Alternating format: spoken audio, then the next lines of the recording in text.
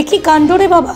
নবদ্বীপের ভাগীরথী নদীর রানীর ঘাটে ভেসে বেড়াচ্ছে এক বিশাল আকৃতির কুমির, আর তা দেখেই আতঙ্কিত হয়ে পড়ে মানুষজন। জানা যায় প্রতিদিনের মতো আজ সকালেও নবদ্বীপ পৌরসভার ৮ নম্বর ওয়ার্ডের রানী রাসমণি স্মৃতি বিজড়িত রানীর ঘাটের একাধিক মানুষ স্নান করতে নামে। হঠাৎই সকালে স্থানীয় পদ্মা সাহা নামে এক মহিলার নজরে আসে ভাগীরথীর জলে ভাসছে একটি পূর্ণবয়স্ক বিশাল আকারের কুমির। সঙ্গে সঙ্গে এই মহিলা ঘাটে স্নান করতে থাকা মানুষদের সতর্ক করতে চিৎকার করে ওঠেন। কুমির দেখে আতঙ্কিত হয়ে পড়ে স্নান করতে থাকা মানুষজন। সঙ্গে সঙ্গে স্নান করে ঘাটের সিঁড়ির উপরে চলে আসেন স্নান করতে থাকা মানুষজন। এর আগেও 6 মাস আগে নবদ্বীপ শহরের উত্তরাঞ্চল প্রাচীন মায়াপুর এলাকায় ভাগীরথী নদীতে শেষ দেখা মিলেছিল প্রায় 12 ফুট দৈর্ঘ্যের পূর্ণবয়স্ক কুমিরের। 6 মাস যেতে না যেতেই ফের ভাগীরথীর বুকে কুমিরের দেখা মেলায় আতঙ্কিত স্থানীয়দের পাশাপাশি তীর্থভূমিতে স্নান করতে আসা পুণ্যার্থীরা। অন্যদিকে কুমিরের বিষয়টি জানিয়ে বন দপ্তরকে খবর পাঠানো হয়েছে।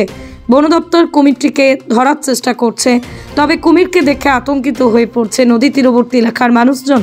আমরা দেখছি এখানে তাকিয়েছি যে গঙ্গায় বড় কুমিরের মাথা উঠেছে, তারপরে আবার আমি চেঁচাচ্ছি সবাইকে উঠে আসো, তারপরে আবার উঠেছে, ডুব দিয়েছে, লেজটা এরকম নাড়া দিচ্ছে এরকম করে। সেই 2-3 বার দেখেছি। তারপর ওটা কি ঘাটে ধারিয়ে চলে এসেছিল? না, আমরা চেঁচামেচি, লোকের চেঁচামেচি যাচ্ছে ওই অবধি একদম মধ্যখানে চলে গেছে। ওই যে প্রথমে কি ঘাটের কাছেই ছিল? এইখানটা একদম এইখানটা লোক যেখানে স্নান করছে কাছাকাছি একদম ওদের দিকে ওইটুকু ফেরাগুলো যাচ্ছে গঙ্গায় ওইখানটা। আপনার নাম? পুজো করছিলাম, ওখান থেকে আসলাম, দেখছি সবাই চিল্লামিল্লি করছে। ঘাটের কাছে এসে দেখছি গঙ্গার মধ্যে কুমির এসছে। আমিও তাই দেখে অবাক হয়ে গেলাম, নবদ্বীপ ঘাটে কুমির। তারপরে সবাই চিল্লামিল্লি করে ভয় পেয়ে উঠে গেল। এই একদম ঘাটের কাছেই চলে এসেছিল। তারপর সবাই লোক চলে এলো। তারপর আস্তে আস্তে কুমিরটা ভাসতে মাঝগঙ্গা থেকে চলে গেল। নিশ্চয়ই খুবই আতঙ্কিত, এবং আমরা যতদূর পেরেছি বন দপ্তরের কাছে ফোন করার চেষ্টা করেছি।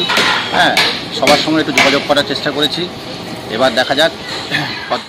Bureau report, Arong news, Nadia.